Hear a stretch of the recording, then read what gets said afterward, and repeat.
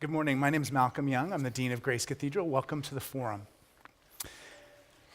It's been 6 years since Occupy Wall Street brought international attention to the vast and growing divide between the rich and the poor, the 1% and the 99% in the US and the world.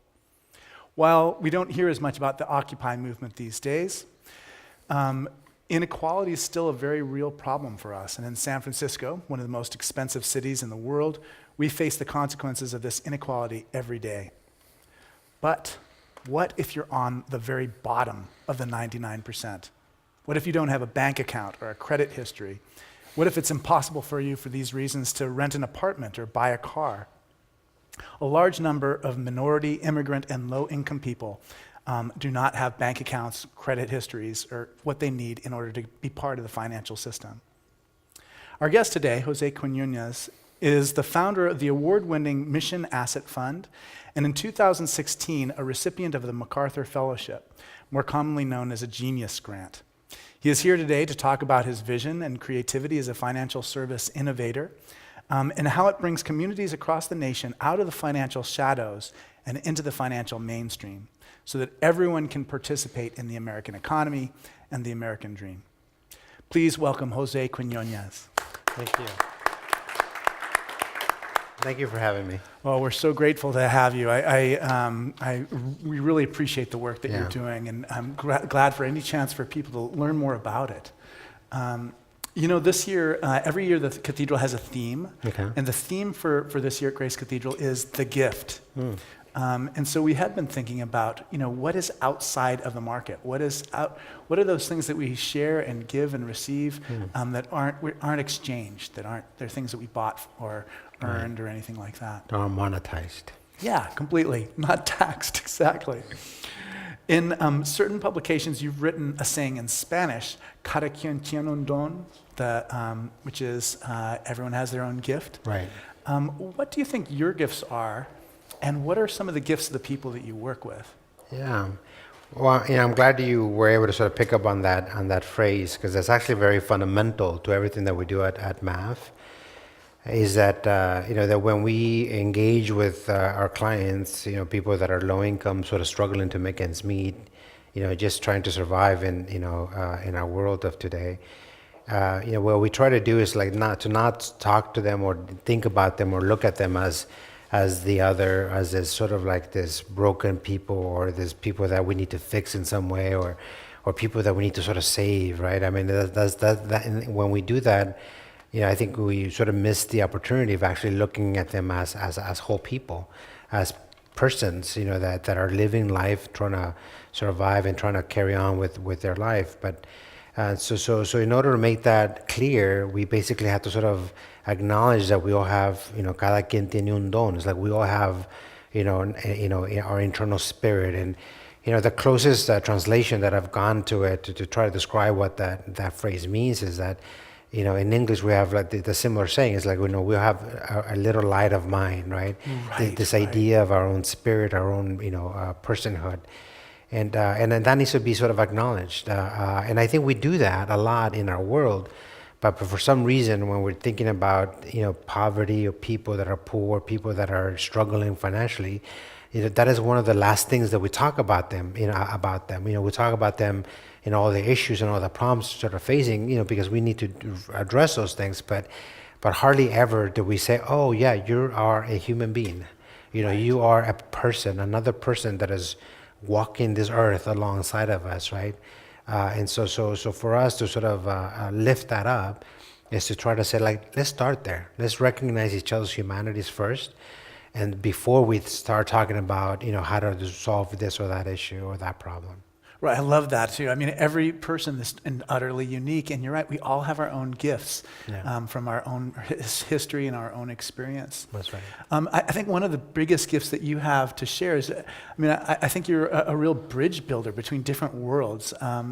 You function so well in kind of the, industrial capitalist world of higher education. You've been educated at Princeton and UC Davis, and at the same time, you also are able to communicate with people who are really suffering, and to understand their needs and make connections between those two worlds. Right. I wonder if you can talk a little bit about just what your childhood was like, and how that has prepared you for what you're doing today. Yeah, and it's interesting you mentioned the bridge builder. I mean, because I think that's, nowadays we need more of that. Instead of talking about barriers and pushing people out or walling ourselves off from the world, that we actually need to be, constant bridge builders in all aspects of our lives. What I was thinking about is Robert Putnam is a sociologist from Harvard, and he talks about two different kinds of social capital. He talks about bonding social capital, which creates a strong group identity, and bridging.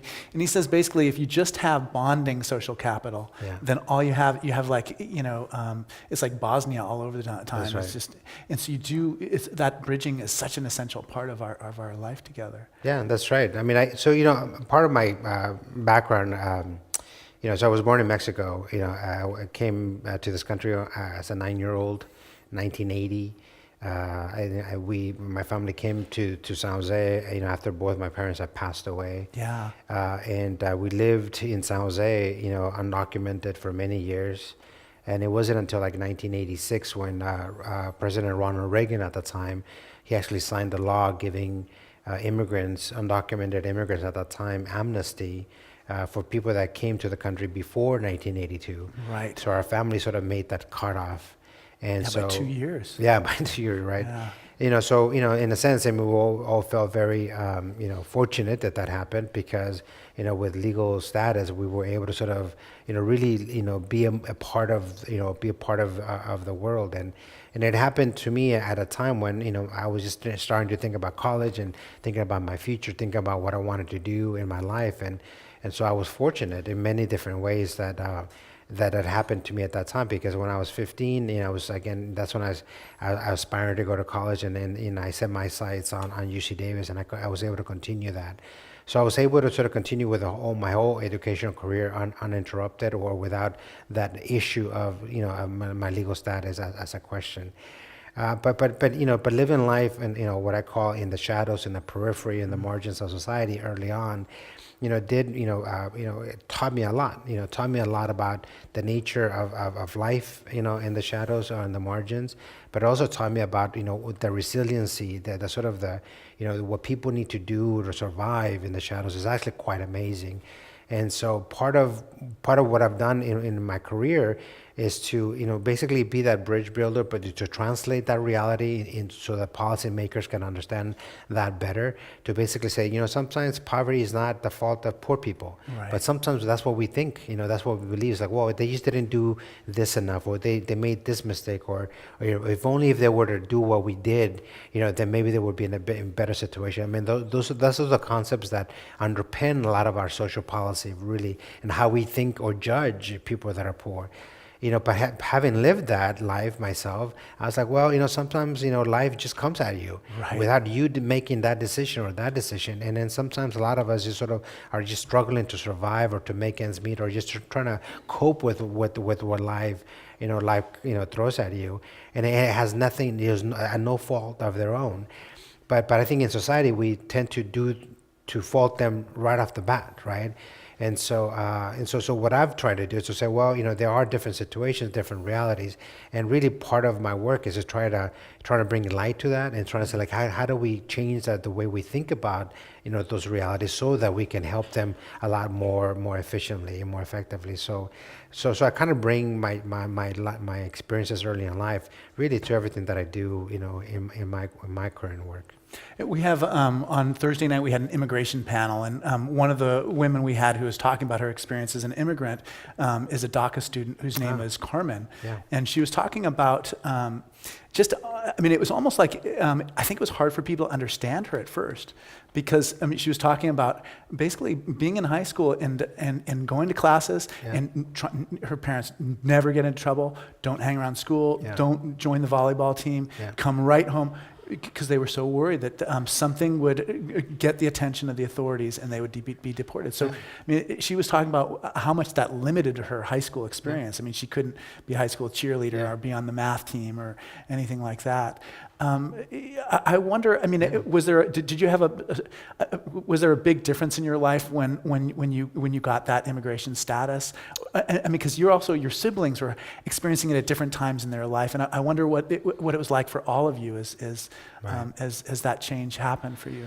No, I mean, I totally relate to that. I mean, I think this is like when you live life in constant state of fear. Yeah. In constant state of panic that you don't know whether making a right turn here or left turn there is going to end up in some situation you may not be able to control anymore. And so, I mean, growing up, I was taught to exactly the same lessons, stay away, stay under, hidden, don't make yourself too noticeable, be small, be unheard, just stay on the sidelines, but those are strategies again for survival. But what happens is that as you develop as you grow up and you develop your person, those things kind of, diminish your potential, right? Because you have to sort of, again, be small and be unheard, but imagine that. It's like, imagine you're walking around, the world and there are people there you cannot see and just because they don't want to be seen. But I think as a society, we're actually being robbed from their potential. Because of Carmen, I mean, I wonder what her true potential is. Right. Does she have the skill or the passion or the ability to be this, a fine doctor or a fine artist or a fine musician what is her human potential that we're not going to experience as a society because we want to kind of keep her locked in, hidden on the side. So that to me is the biggest travesty, right? It's like it distorted her. She's not a shy person, but she seems shy. Right. But it's almost like she was trained to be that way. Exactly. Yeah. No. And as we all were, so for me, because of we were able to get amnesty in '86, that sort of pressure to keep me bottled up just went away from one day to the next. And I was able to sort of see the world and all its possibilities, for what they were. And then the question was like, well, what is it that I want to do as a human being, right? As a person, as an American, as a citizen to the society. And so I was able to sort of, channel all of my passions into social justice work, because I didn't want to just, go to Wall Street and make tons of money, because I could have done that and I had the potential. Completely. Yeah. Especially when we graduate. I mean, those investment banks were hiring people left and right. They were. I mean, they came to our class and they were like, I want to talk to you. I was like, no, I don't want to talk to you guys. I want to go on this path. But a lot of friends, a lot of my friends kind of went down that route, and that's fine. But what I wanted to do, and then I knew this early on, is that the realities of people that are poor is really starkly different than what we think of them as a society. Yeah. And when there's a disconnect between those two things, there's a lot of problems for misunderstanding each other and also for creating, even creating things even worse, right? So I've really dedicated my career, to try to kind of bring a little bit more coherence to those, so that we can, acknowledge their issues and acknowledge the problems, and then bring some good ideas, that can actually, be impactful in their lives. Yeah. And how did that coming to consciousness happen for you? So, I mean, in high school, were you politically active in the way that you were in college, or was it in college that you got? How did it start to unfold? I mean, we were talking before about how when you're in college, you have this little side issue. Right. It turns out to be the whole thing. You think that your statistics class is what's really important, but really it was being a student activist that was most important. That's right. Yeah, I'm not exactly sure, if there was any given point, but I went to 3 different high schools. I graduated from Mount Pleasant, went to Leland, went to Willow Glen. I was being bused to try to help that, desegregate the schools at that time. I don't know if you remember that era. Desegregation. Yeah. And so, but at every time that I went to a new high school, I was always the outsider. I was always the new kid. I was always the one that had to figure out what is the state of the play here. What are the people I can hang out? Yeah, what are the rules? And so, but at every chance that happened to me, I had to sort of re-emerge myself into something different. But I always had a sense of, in the sense of this, the injustice of what happens when people are on the outside, being constantly the outsider. And so, and I think, I mean, yeah, even in high school, I remember arguing with some of my history teachers. They're like, "That's not how I think about the history." Right, right. I argued not, in a nice way, not in Yeah, a total yeah. confrontational way. But I think I always had that sense of like, wait a minute, there's another side to the story here. Wait a minute, but what about X? What about Y? Right? And trying to bring a different sort of narrative to the conversation. And I also remember thinking, this was like in my elementary days when, my name is José Ángel. That's, José Ángel Quiñonez Soto, right? But I knew that, a lot of people had a very difficult time saying my full name, José Ángel. So I said, okay, fine, let's compromise. You can just call me Jose. But some people wanted to call me Joe. And I was like, why do you want to call me my Joe? gosh, It's like, right. my mom didn't say that when she was writing that in my birth certificate. He's going to be, henceforth, he's going to be known as Joe. I was like, no, don't do that to me. At least call me Jose. Call me Jose Angel if you can. That's fine. But that's my identity. Don't take that away from me. So I don't know where that came from, but I always had a sense like, this is who I am. I'm willing to give some, but don't start calling me Joe. Call me something that I'm not. So that sense of who I was, I think it was from early on, and in every situation, every environment I was at, I always try to sort of fight for that, preserve that. I mean, when I went to Princeton, it was completely in a completely different environment where. I'm talking about the 1%. I mean, this is like the percent of the. Oh, I know. I just went there for the first time a couple months ago. And I had that experience too. Yeah, it was like this cathedral, but the whole campus, right? Right. I mean, it's total phenomenal university, but it was just like the shock of being in that type of environment. Given my background, I had to sort of figure out, okay, how do I survive here? How do I make something of it? But also, how do I bring something to the table? Right. And I think that the way I try to do that is to say, well, here's who I am. Here's my experiences. Here's how I survived these situations. But here are the broader lessons in my own journey, so that I think other people in that environment can actually take something from that. Yeah, definitely. What are some of the most memorable classes that you had at Davis and Princeton? I mean, were things that stuck out that you learned in those places that became helpful? Yeah, definitely. I mean, at UC Davis, I was very thankful that I was able to. I found a very nurturing community of students and professors and staff at UC Davis. I really took a lot of interest, in me, and a lot of those individuals believed in my potential before I believed it. I mean, I always look back at this one event that happened to me when I was a junior at UC Davis, where I had a session with a counselor. It was a 1-hour session with her, and then she basically plotted out my life for the next 3 or 4 years. Wow. I hadn't met her before, and I didn't think I had talked to her after, but she said, she basically asked me the question like, so Jose, and this is after I was, very highly known on campus. Right, I was known as the student leader. Exactly. Yeah, and so she knew me. She knew how I was already performing at that level. But she asked me the question. So Jose, what do you want to do? After college, what do you what are your plans? And I was I remember answering basically saying, well, I think I'm going to go to Sacramento, go to Sac State, do some sort of graduate program there. And as soon as I said those words, I remember she stopped me, mid sentence. She's like, no, you're bigger than that. You're better than that. And I was like, what are you talking about? I was like, I thought that would be a good answer for you, right? I want to go to grad school. It's like, I thought you wanted to hear that. Yeah. And then she's like, no, here's what you're going to do. And then she said, you're going to go to the Summer Institute at Princeton. And then after that, here's this other public policy career that will be good for you.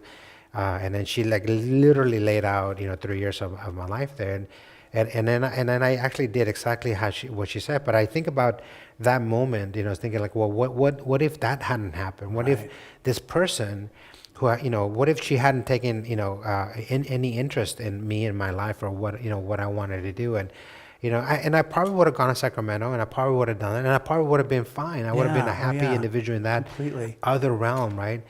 But a lot of aspects of my life have been really defined by that, by having this sort of caring community kind of coming in and providing that guidance that I needed to do what I'm doing now. So I had that experience at UC Davis, and I'm really thankful for that.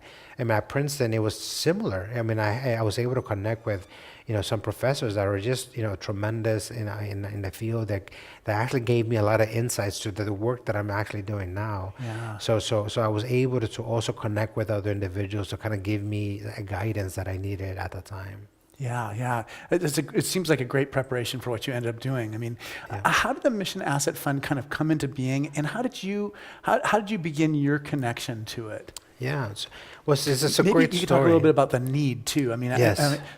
I know you have a zillion statistics and numbers in your head about, what it feels like to be in that financial underclass where you don't That's have right. access to loans, where you can't get a car loan or rent an apartment or what have you. No, yeah. So when the Mission Asset Fund started, it was because the Levi Strauss company, they sold their last factory in the U.S. That it was on Valencia Street, and that was in 2005. And what they decided to do, thankfully, was to reinvest part of the proceeds of that sale back into the community. And so what they wanted to do is basically help, immigrant workers, people that either worked at their factory or people that looked like people that worked at the factory, helping them build and improve their financial security. And so in 2007, they basically hired me to basically make that happen, right? And I love that idea. I love the mission to say, well, how do you help low-income people build their financial security? And that was the question. So when we started our work, we're like, well, how are you going to do that when in fact low-income people, when they don't have much income, or they're or they're unbanked, or they have no credit score, that where they don't have access to the most basic financial tools, how do you actually help them build their financial security? And so we found that in the mission, about 50% of Latino immigrants in the mission had no checking accounts. Wow. Okay, no checking account, no savings. They were completely outside of the system. There was also a report done, at that time, where they found that 44% of mission households had no credit history or no credit score.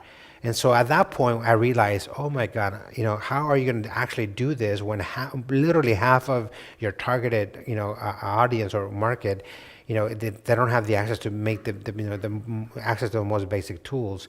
So we figured that we needed to do something really creative, because it wasn't enough to sort of say, oh, you know what, all we're going to do is to kind of teach you how to balance your budgets, or we're going to give you another brochure on how to open up a checking account, or kind of, do that sort of, that approach.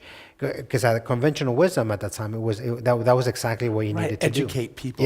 Yeah, because there is it's something They don't obviously know they about don't know checking enough. accounts. If you tell them about checking accounts, they'll go and get them. Exactly, because we know better, because we went to the fancy schools and we read the fancy completely. books, and somehow they're doing something bad. And so, and then I think we had the intuition to say, like, actually that's the wrong approach. So we basically rejected that conventional approach, and basically said, if you really think about what people are doing with their money, it's actually, they're very innovative in their approach of managing money in the ways that we don't even are aware of. And because on budgeting, I mean, there's a lot of families that budget not just for their own households, but another households in another country and with another denomination, right? So they know more about budgeting than we give them credit for. They know how to track their every dollar, because every dollar they've worked for it. They know what it means, and they know more about exchange rates than many of us do.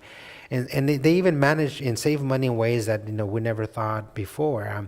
I mean, again, a lot of conventional wisdom has it that poor people just don't save, and we had the sense that actually people do save, but not in the ways that we think they're saving.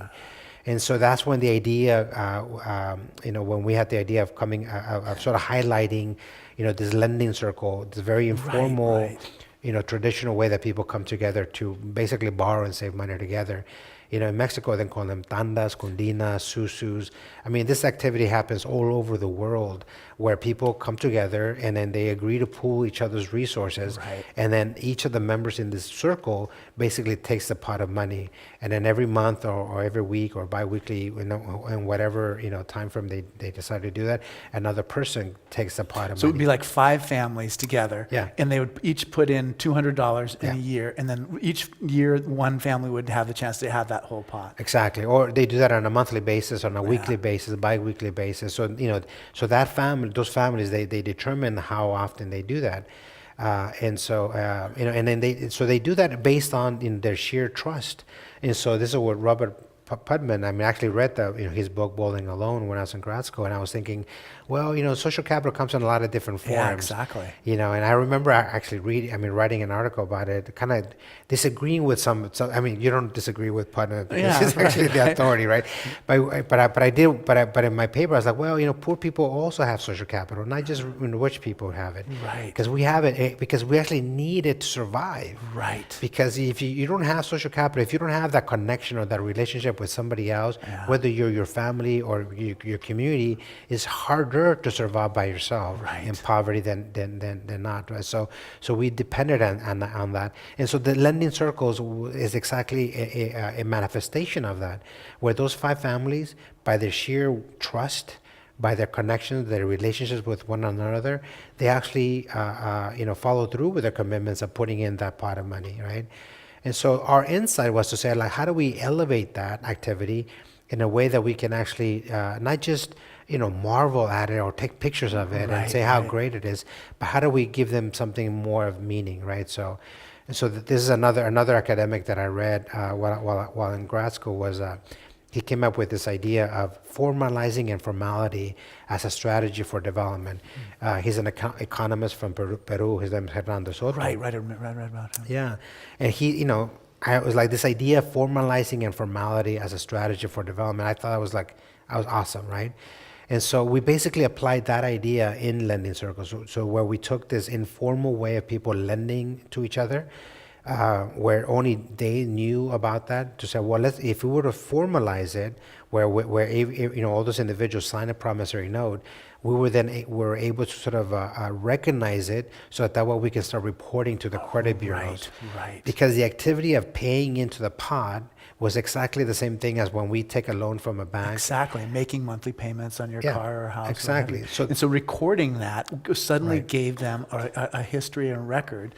That's exactly beautiful. right, and that's exactly the idea. So say, well, if the payment is exactly the same, well, why is one being recorded and reported, and why is the other not? Right? Because there's exactly the same activity of paying back, and then we had the insight to say, like, well, because credit reports and credit histories are so heavily dependent on payment history, well, here's an activity that is common to our community, but is not being recorded. So that was the essence of lending circles. To say, well, let's record it and report it to the credit bureaus, so that way we can actually help people build and improve their credit scores while doing what they're already doing with their money, which is coming together and lending and borrowing money with each other. Does it also help in terms of getting more people involved in lending circles? I mean, because it just makes it it shines a light on that practice. No, definitely. I mean, in the past 8 years, we've helped more than 7,000 people, through our program, and not all of them have done lending circles before. Maybe about a third or 40% of them have,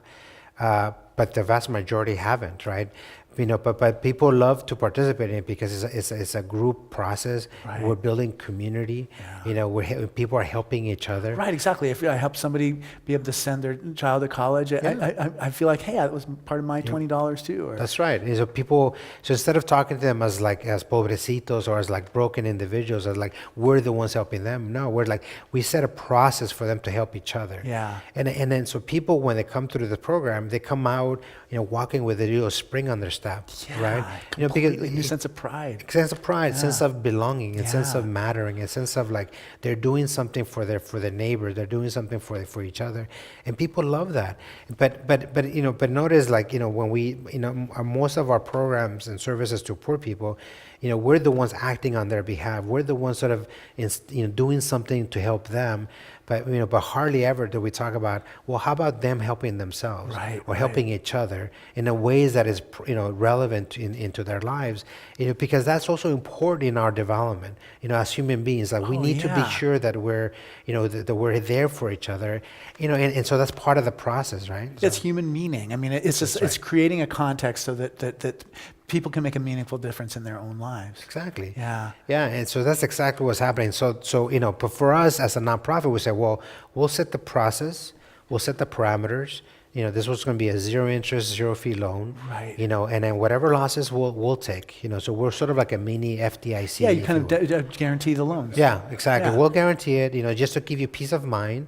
Nothing funny is happening here. And the only thing funny is that we're reporting it to credit bureaus. Right. That's funny. That is funny. But that helps make the transition from one of those worlds. I mean, again, it's a bridge. Yes. Because you can function perfectly well in that one world of credit. Right. But what happens when you do want to get the car and the Right. loan from an official? Yeah, no, and I say that's funny because it is, it's kind of odd, right? To say like, oh, we're, how, we lend and borrow money to each other. Like we're actually sending it to Experian, Equifax, and right. TransUnion, right? And at first people were like, oh, are you going to send it to like, the alternative credit bureaus and blah, blah. I was like, no, just this a is big bona fide financial activity. I want these payments to actually affect their FICO scores, not their whatever other scores, not the Credit Karma scores, like the FICO scores. Why? Because 90% of lenders look at FICO scores to determine their decisions on loans. They don't look at the other funny scores. They look at the FICO score, right? So we said, in order for this to be meaningful, it's like that's what we wanted to do, right? And of course, when we did it, people were asking, it's like, well, what is Experian going to think about your work? Because it sounds kind of funny, right? And I was like, well, it is. But in the past 5 years, I actually sit on an experienced consumer advisory council. Yeah, right. I thought that was good too. Right. So I get to sit with the CEO of Experian exactly. and all those people. people. You know exactly what he thinks about it now. Exactly.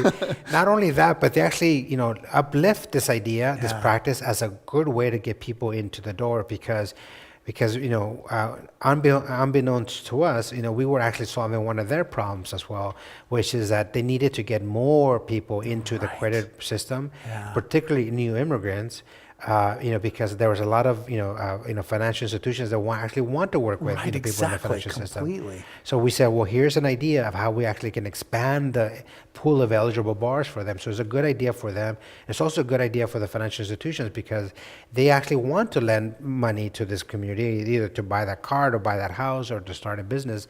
And it's something that we say we actually want them to do that because they're not going to get it from us. They're not going to get a mortgage from us or a loan to buy that car from us. We actually want them to go to Chase, to Citibank, to Wells Fargo. Maybe not Wells Fargo. They're kind of, We'll get to that later. It's a different conversation.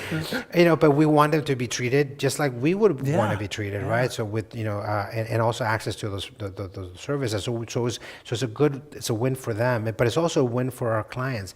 But because we're doing it in a way that is empowering, that's what was meaningful to us. I mean, in the state of, in the course of, 10 months, we've seen that people's credit scores are improved by, on average, about 168 points. That's amazing. And they go from 0 to 600 within, 6 months. 6 to 10 months. I mean, the default rate of our program is like, 0.7%. Right. The industry standard, in the micro lending world is more like 14 to 15%. Yeah. So our default is like 0.7, like less than 1%. I mean, so a lot of different metrics I can demonstrate that, the program has been extremely successful. But what I'm most interested in is not necessarily just that, because again, we've proven that success. It's more about, here's a different, more effective way of engaging people that are poor without demeaning them, without belittling them, without taking away their dignity when they're asking for help, or when they're actually engaging in help, and then presenting them a way of actually for them to help themselves, so that we can help improve or develop their human potential. That is the untold story that I want to sort of still figure out how to tell, because that's I think presents a lot of lessons, not just in the finance world, but in the way of housing, in the way of addressing housing issues, or education issues, or criminal justice. Like, how do you engage people in a different way? There's somewhere you write about just that when companies make financial products, they're designed for wealthy people, and you're right. I mean, how do you have that change of consciousness? So you define every kind of product for people who may not fit into those categories. And I love it. I mean, in a way, what you're talking about is you're saying this is a beautiful technology for this, but it's a kind of challenge to all of us. What are those other technologies, other ideas that will help and give life to poorer people? That's right. Well, it's about it's a mental shift that we need to do, right? And to sort of say, you know what, we may not understand And that's hard for us, in the U.S. to sort of admit that we're wrong in some things. But it's like to say, like, our concept of, our understanding of the realities of poor people is wrong. Yeah. And so how do we understand it better so that whether we're developing products, financial products, or we're developing programs, social programs, or government policies, so those can be better informed with that reality in mind. And so that's really what I'm trying to sort of elevate the lesson to that level, so that it's not just about financial products, but it's about, when we're thinking about, childcare, or when we're thinking about food stamps, or when we're thinking about whatever other issues, like housing. Housing. How do we reframe it, so that we can actually help elevate that person, Right. instead of demeaning them, in the way that we're doing it now. Yeah, that was one of the questions I thought of just from your own experience too. What are some of the things you think poor people know that other people may not know? I'm just thinking of all the different jobs you've done in your life, Right. and the work you've done in your life. And, you learn something from it. I just didn't know if you'd ever thought about just explicitly what were some of the lessons, because. It's a good question. I think what part of I think we have a more of a clear sense of the systemic problems or the barriers, Right. or the pitfalls in life, Right. and because we're constantly trying to navigate around those Barriers things. to participation. You're Yeah. right, because like how many wealthy people realize that how hard it is to have a credit score, exactly. and then be able to have access to lending. Yeah, exactly. So a lot of barriers, a lot of pitfalls, and then and in order to make it, you have to sort of mix and match a lot of income sources just to like make it happen. So there's a lot of that. It's a lot of juggling of things around. And I think there's good lessons within that, because there's some of the strategies are very innovative in it themselves. But I just want to sort of uplift the idea that or kind of push the idea that poor people are just somewhat broken or somewhat deficient or somewhat the poverty is somewhat their fault. Because they're not they don't have good character like we do, right? Mm-hmm. Because we have good character because we're the ones that are successful, and that's proof enough of that. And I was like, that idea is what we need to sort of get away from, to sort of say, actually a lot of people, and even more people in the future, if we continue on this process, are going to be suffering, because the economic structures are changing, jobs are going to disappearing, automation is happening not because of their fault, but because of technology itself. Yeah. So there's going to be even bigger problems that people are going to confront, and so we need to sort of figure out how to align with the realities so that we as a society can address those issues more effectively. Yeah, this is a problem for growing numbers of people. Exactly. It's funny because I came from Mountain View. We used to see those Google cars on the streets everywhere, and you came to San Francisco, you didn't see any of them. And now they're here. Right. And it's only a matter of time before 1 million drivers are out of jobs because computers can drive trucks across the country and drive taxis, et cetera. Yeah. And you're right. So how do you, and I really do believe people are smart. It's just like they do the best they can within the context they have. So how do you create a context where they can thrive and have a sense of dignity, a sense of contribution? Exactly. Yeah, it's funny to think. I was thinking of the gift of immigrants. And that's one of the gifts is that you're giving us and that the communities that you serve are too. Is like, how do you figure this problem out of human meaning? That's right. And in studying their strategies of survival, it's going to inform how the growing number of people that are going to struggle, how they're going to also do that, because in their context, in their realities, it's all about being rational. They are the most rational economic actors that we can think of. Right. But we never talk about them like that, right? We always talk about it as like, again, in their deficiencies, but in their rationality, we see their strategies, and those strategies are going to inform how other people are going to do the same thing. So there's a lot of gifts, there's a lot of lessons, there are a lot of things we can learn. But what I want to always underpin is that at the bottom, at the end of the day, they're human beings. Right. They're people. They're people that have faced a lot of different challenges, and just because of that, they're not less than who we are. and it doesn't take away their humanity, doesn't take away their spirituality, or it doesn't take away, as like, one of the issues is like, we've never really seen their true selves. And so because of that, as a society, we're less than because of that. But I think we need to sort of change the way we think about them or engage with them so that we can allow more and more people to really be who they are as people. What I keep thinking in the back of my mind as we were having this conversation is there's so many people in the middle of the United States who are being displaced in the Rust Belt, people, workers, and there has been such a tendency to kind of lash out against immigrants, to scapegoat immigrants, when really there's a chance to learn from these experiences about how they might thrive also. When you became got your legal documents in 1986, it was a Republican president who signed the law. Exactly.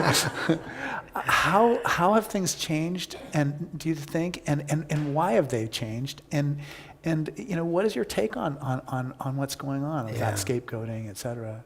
Well, that's a big question. I've pondered that question many times, and I think to my mind, what is a driver of it all is this fear. Yeah. This fear of the other, this fear of losing something. And I've always tried to say, like, there's really, that fear is unfounded, in a lot of ways, because I think, as America grows, as we expand as a society, and as we try to really live out, the true meaning of this notion of what America is, I think we're all going to be better off, when we allow, every person to like develop to the full potential.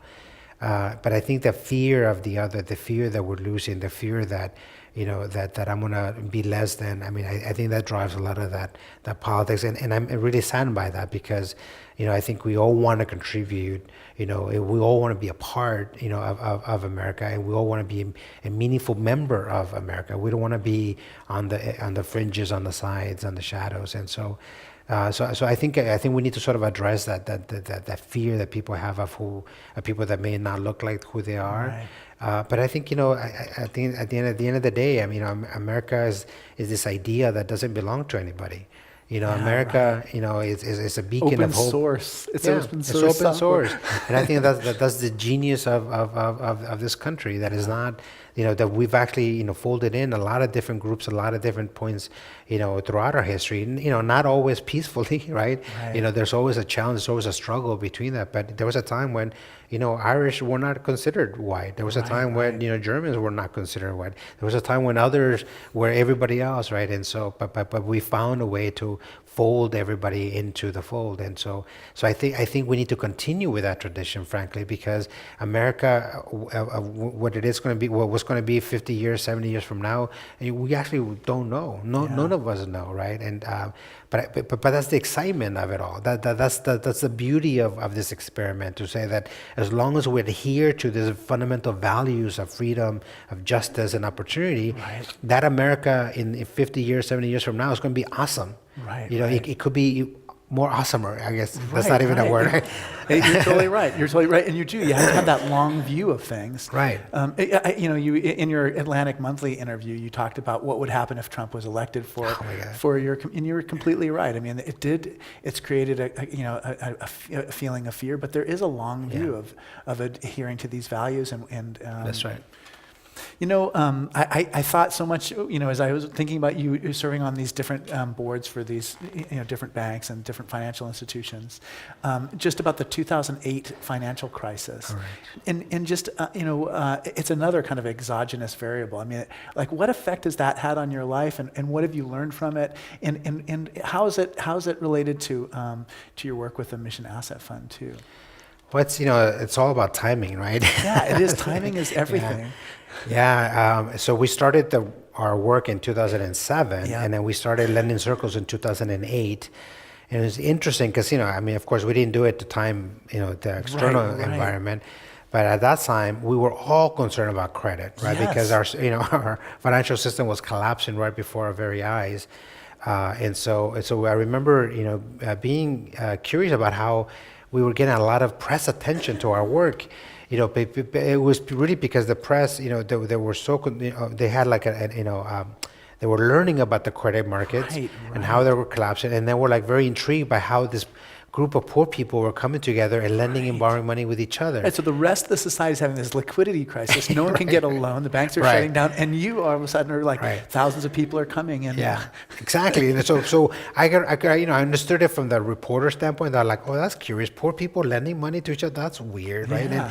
And so literally all of for in a course of 4 years, that was a story that we were telling. It's like, yeah, poor people can in fact come together and help each other, and there's a lesson there. There's a lesson there for everybody else too. That trust is fundamental. Yes. Trust is the essence of our credit system. So that financial institutions, if they mess that up, Right. in the case of 2008, and even in the case of Wells Fargo, when they mess up that trust that we've given to them, then that's bad for all of us. So we have to do that. And so one of the lessons that I've got from that is that having a healthy dose of mistrust is a good thing. Yeah. It's like, it's one of the things I tell our clients is like, in anybody that manages your money, just have a healthy dose. You don't have to distrust them completely, just a healthy dose, so that you can review your statement, so you can review your payments, so that there's a constant trust there. But because we developed a program in 2008, I think because of what was happening in the crisis, our program, our work, and the mission was elevated quickly. Yeah. As an example, as a good model for how to engage poor people. Right. That's great. So one of our traditions at the forum is we have everyone write questions on cards, and Rebecca collects the questions, and then I share the questions with you. When you were consulting with, not Wells Fargo, but companies and the Federal Reserve, what kind of questions they ask of you, and what do you have to offer and contribute in those conversations? Well, I try to, with the CFPB, I had the honor of being the inaugural chair for the Consumer Advisory Board. Right. And I've said on other boards as well. And the whole point of having those advisory boards is to basically have like an honest conversation about what is happening on the ground. And so whether if I'm advising Richard Cordray or the CEOs of these other companies, what I try to bring into those conversations, like, here's the reality of that we see with our clients. Here are their struggles. Here are the pain points. Here are the barriers that they're confronting, and then so that way we can understand whether those barriers were created by them, either by way of their products or policy, so that way we can figure out how to remove those things. But what I bring to the table there is to try to bring a clear sense of the reality on the ground, and that's a good thing for them to hear, right? Because sometimes people at those levels, they get isolated from the realities on the ground. So by having those type of boards, it gives them a channel of communication, so that they can either try to figure out whether they need to correct action or correct course or not. And so that's how I see my role. Yeah, this is a great question. How does your work inform your spiritual life? Are you ever discouraged in this political climate? And thank you for what you do. Oh, thank you. And I think of you wrote about your mother's spirituality at one point. So what keeps you going? Yeah, I do get discouraged, but I have to fight that, just like all of us do. I mean, I think I sort of have to think about, there's a bigger thing, there's a bigger calling to our work, which is, really kind of creating, preserving, the American experiment, the American promise, so that, any one of us, no matter where we're born, no matter what we look like, no matter, what our wealth was when we, came to this country or to this world, that we can actually develop our humanness, our spiritualness, so we can develop our human potential. And I believe in that, and I believe that, that we can actually do more to make that happen, for more people across our country. But it is discouraging sometimes. Sometimes when you look at the news and you see the course of action, you see the raids that are happening throughout the country now. You see families being torn apart, before our very eyes. People that are, that are contributing to this country. They're being forced to leave, and then the kids that they leave behind. I mean, like, what's going to happen to them? Exactly. And so it's hard not to get discouraged, but But I think precisely in those moments that's where my spiritual lessons from my mom come to bear, and then that's what keeps me going. I mean, one of the lessons that I have, clearly in my mind from my mother, my mother's life was, she was literally, in her deathbed. It was in 1980.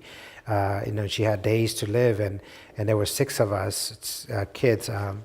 And she had other family, members kind of come to her to sort of say, oh, so you don't worry about Jose, we'll take him, or Angelica or Santos, we'll take her, because they basically wanted to take care of us. But there were 6 kids, right? But on her deathbed, she said, no, if you want to take one, you have to take them all. She didn't want us to be separated. She didn't want us to be torn apart.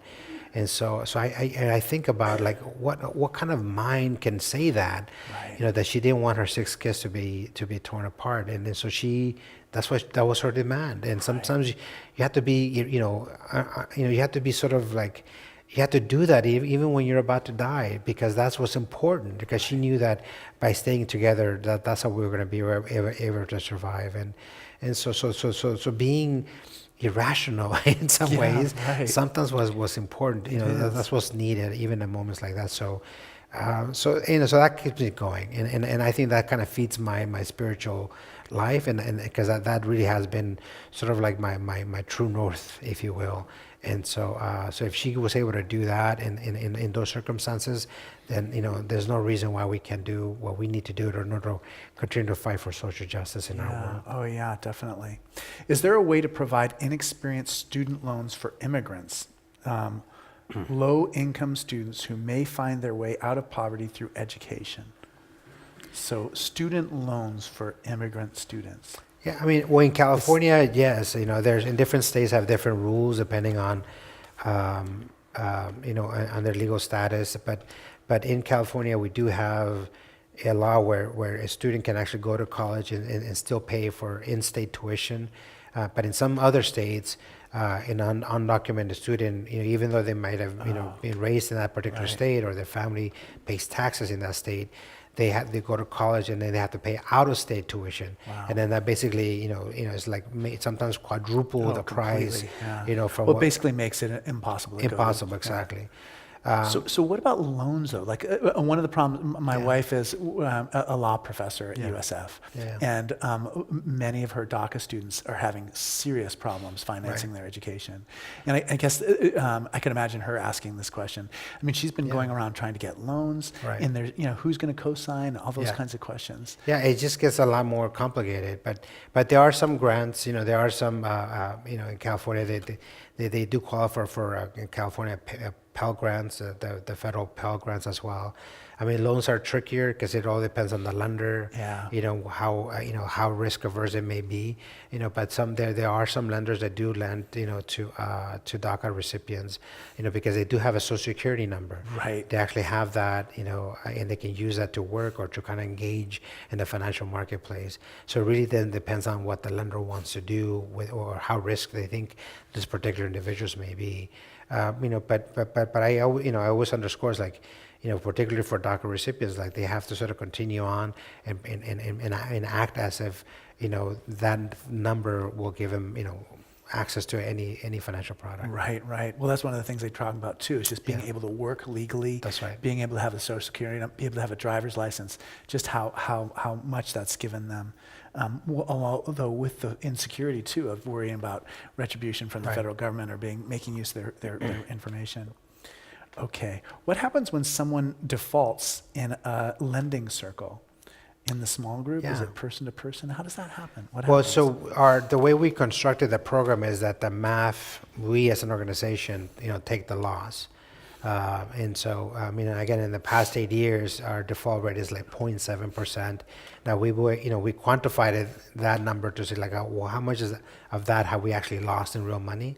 And it was more like, I think, like $32,000 that we've lost. Yeah. Now, $32,000 is a lot of money, right? Yeah. But in the perspective of, like, the cost of providing a program, is actually, I know, completely. pretty good. Gosh, exactly. Yeah. So, but and also, people default not because they are of some malicious reason to say like, oh, I took the money, I'm not going to pay you back.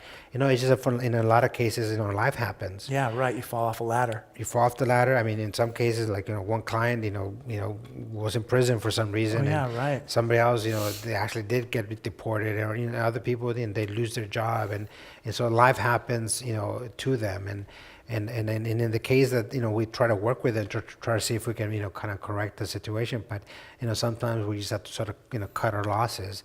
But having a default rate of 0.7% is something that I brag about a lot. Yeah, right. Especially to bankers, because Yeah, they don't have such rates themselves. But us giving our all participants a peace of mind is something really, really important to sort of say, look, they're coming into a program. They're getting a zero interest loan that they're making themselves, and we're managing it for them and reporting it to the credit bureau, so that the bigger lesson or the bigger goal here is for them to access loans in the marketplace, not through MAF, but through the banks, right? And so we kind of use that to make sure that they understand the ultimate goal here, not necessarily just this loan that they're making themselves. Yeah, I mean, one of the things we didn't talk about at all, but which is so interesting, I think, is just like building the technological infrastructure to make this happen. Can you say anything about that? I mean, so when we started the program, ultimately this is it's like a loan servicing that we're doing, right? I mean, one of the things that I like to say is like, when I was in college, fighting for social justice, that I wanted to change the world. That was my thing, right? Right. And I never thought that I was going to do that by being a loan servicer. I mean, that's, through creating new software. Yeah, exactly. It's like being a fintech. Woo! Oh my God. So I never thought that was going to happen. But the reality was that, because these loans are so not in your conventional loans, right, that all of the software and technology was built around these very traditional loan processes, that really we had to sort of kind of create our own software from scratch. And so we did that, because we had to sort of manage the sort of group lending that was going on. Exactly. But a lot of the software, it just had it as a lender to a consumers in a very one-directional way, right? And so, but having a circle, it kind of confused that, and so we were able to do that. I mean, to us, that was just sort of like a question that we needed to answer, and frankly, the technology was like the easiest thing to address. Oh yeah. Because we had some resources, thankfully, but we were able to engage with developers in a clear way for them to build what we needed to do. And so that was I mean, I don't want to say easy, but it was a solvable problem that we were able to solve it in a timely fashion. What has been harder to solve is this mental notion that we have in our heads as a society, that poor people are somewhat broken, deficient, right. that they're somehow like It's the poverty is their fault. meritocracy. It's the meritocracy. Yeah, like the idea that the self-made person or the wealth gospel. I mean, like all these ideas that's the hard thing, and that's what we're trying to sort of shift. And now to shift that is not technology, right? Yeah. It's really this. Right, completely. It's getting your message out. Yeah, it's sharing stories. So it's like kind of getting people to contemplate a different reality for a second, to say, well, maybe poverty is not their fault. Maybe that's built into our structure, and if that's the case, then what do we need to do to correct that? Because how fair is it that person, just because they were born in that particular zip code to that particular last name, that their humanity will never be fully realized? Right. Why is that? Yeah, that's completely what's at stake here. Yeah. Does the MAF concept of formalized lending circles work in other environments, e.g. West Oakland? It actually does work in that environment. Great. The idea, lending circles, I mean, it was born in the Mission District, but we were able to sort of build relationships with other nonprofits across the country. And so now we're operating in 17 different states with about 55 different nonprofit organizations with a lot of different type of groups. We're working with the Asian community. We're working here in San Francisco with the LGBT Center. Oh yeah, right. So it's like non-immigrants, but LGBT community that is working with them. With other groups that work with the African American community in New York. And so it works with a lot of different groups. Why? It's because, the idea of coming together and helping each other again, nobody owns that idea. Yeah, That's part of our human construct. Yeah. That we need each other, and so Right. no matter if you're Asian or you're African American, if you're gay and lesbian, whatever you may be, you build relationships with people, right? In your own community, and so all we're doing is basically saying, hey, here's an idea that can actually work within that community, and help them build their financial security nonetheless. And so again, so it's kind of like seeing beyond ourselves, and saying like this idea of social capital is not, we don't own it. It's it's really, again, we all have that, and so we're just identifying that and helping them build upon that. Right. What are some of the ways that being poor is actually more expensive than being wealthy, and how do you keep participants motivated when filling uphill financial battles? Yeah. Well, it's a great question. I mean, and being poor is expensive, and I'm glad they picked up on that point, because just to illustrate that, imagine this is that families that make $25,000 or less, they actually spend about 9.5 or 10% of their income on financial products. Wow. Imagine that, 10% of their income, they're spending it on financial products, whether they're paying on interest, on fees, or some other sort of transactional cost.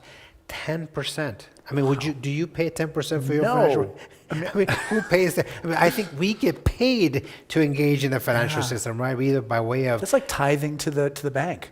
Exactly, right? So, but poor people, they're making $25,000 or less. That's what they do. Now, your average family in America spends about 10% on groceries. Wow. And groceries. So imagine that. So that's what it is. That's what they're doing. So because again, if they're not, if they don't have access to those, those responsible and cost-effective financial products that we are accustomed to, then they're paying, either on a check-by-check basis, right? And it becomes a lot more expensive. Or they're engaging on payday lending, and they're paying for, 500% APRs on a small dollar loans. Now, I get small dollar loans all the time through a credit card. Every time I buy a coffee, that's a loan that I get to pay at the end of the month for free, right?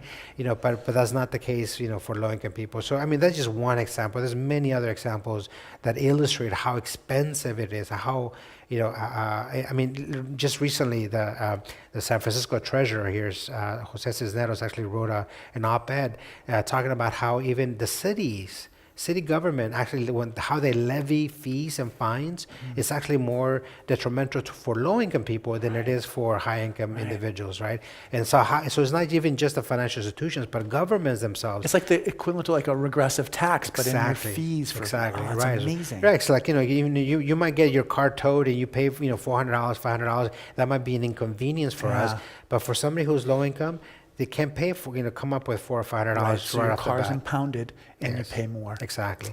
And so sometimes government actually kind of gets in the way in that sense.